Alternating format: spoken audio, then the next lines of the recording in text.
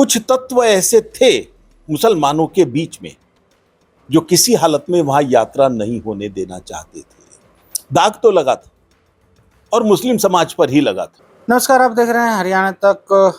पिछले साल जो ब्रजमंडल यात्रा में जो हिंसा हुई थी, इस बार जो है प्रशासन ने पूरी मुस्तैदी अपनाई हुई है। यहाँ पर भारी पुलिस बल यहाँ पर तैनात किया गया है और साथ में जो इंटरनेट सेवाएं हैं वो भी बंद कर दी गई हैं। हमारे साथ विश्व हिंदू परिषद के जो हैं राष्ट्रीय महामंत्री सुरेंद्र जैन जी हैं, उनसे बात करते हैं। सर, जिस तरह से पिछली बार जो हिंसा हुई थी ब्रजमंडल यात्रा के दौरान, इस बार क्या तैयारियां आप लोगों?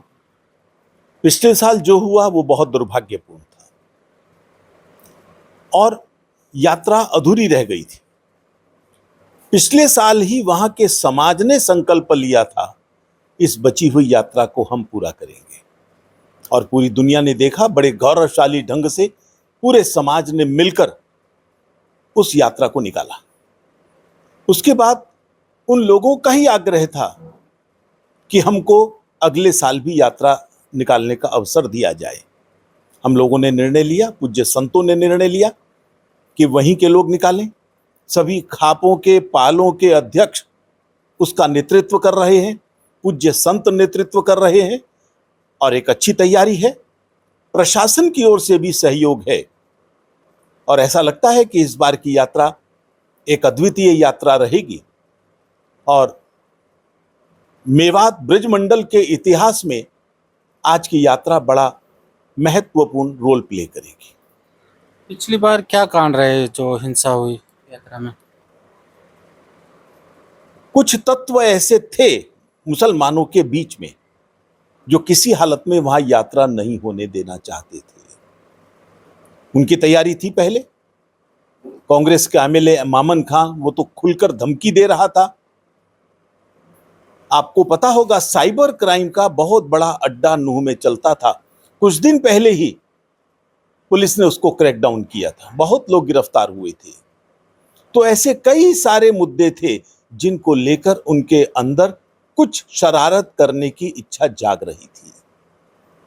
इंटेलिजेंस का फेल्योर भी था, क्योंकि जो जानकारी समाज के वहां के लोगों को लग रहा था, उसी दिन सुबह हमें लग रहा था कि कुछ गड़बड़ दिखाई दे रही है, और प्रशासन से बात करने पर वो कहते थे नहीं जी सब ठीक है। तो कुछ चूक थी उनकी भी, लेकिन इस बार पिछले सबकों से उन्होंने कुछ सीखा है और उम्मीद है कि इस बार यात्रा शांतिपूर्ण रहेगी। आज से जो यात्रा शुरू होने वाली है, कहाँ से कहाँ रहेगी और क्या व्यवस्था है की? वहां 3 महाभारत कालीन मंदिर हैं, और भी कई हैं लेकिन 3 महत्वपूर्ण हैं। पहला है नल्हड़ महादेव का, जहां भगवान कृष्ण स्वयं आए थे और उन्होंने कौरवों पांडवों को बुलाकर शांति वार्ता करने का प्रयास किया था। वहां शंकर जी का पूज्य शिवलिंग स्थापित किया गया, उसकी पूजा की गई। दूसरा स्थान है झिर महादेव का, जहां पर पांडव अज्ञातवास में शरण प्राप्त किए थे। और तीसरा है श्रृंगार गौरी का, जो श्रृंगार का मंदिर है, श्रृंगार महादेव का। ये वो मंदिर है जहां भगवान कृष्ण आए थे, और जब आए थे तो उनका श्रृंगार किया गया था और वहीं पर एक शिवलिंग की अर्चना की गई थी, पूजा की गई थी। इन 3 स्थानों के ऊपर जाना और जलाभिषेक करना, ये बहुत लंबे समय से हिंदू समाज के द्वारा होता रहा है। कुछ कारणों से बीच में ब्रेक आ गया था, दोबारा से ये सारा काम कई सालों से फिर शुरू हो गया है, और मुझे लगता है ये आगे भी चलेगा और हिंदू समाज वहाँ का निश्चिंत होकर, ज़्यादा निर्भय होकर रहेगा और आपस में प्यार से सब रह सकेंगे, ये संदेश रहेगा। वहीं मुस्लिम संगठन है ये उमर अहमद इलायची, उन्होंने भी कहा है कि जिस तरह से दाग लगा मेवात पर, वो दाग धोने का समय आ गया है। उन्होंने एक संदेश दिया है। उन्होंने कहा कि ये यात्रा निकाल रही है ब्रजमंडल यात्रा, उसका स्वागत करें मुस्लिम भाई। दाग तो लगा था और मुस्लिम समाज पर ही लगा था। ये बहुत अच्छा है कि उनके एक वर्ग ने भड़काने की जगह शांतिपूर्ण मार्ग निकाला है, जो मार्ग वास्तव में सह अस्तित्व का है, और मुस्लिम समाज को इसी मार्ग पर चलना चाहिए। तो इलियासी साहब ने जो कहा है, हम उसका स्वागत करते हैं। वहां के स्थानीय मुस्लिम समाज के भी कई वर्ग हैं जिन्होंने कहा है, हमारे पास भी संदेश भेजा है, हम यात्रा का स्वागत करना चाहते हैं।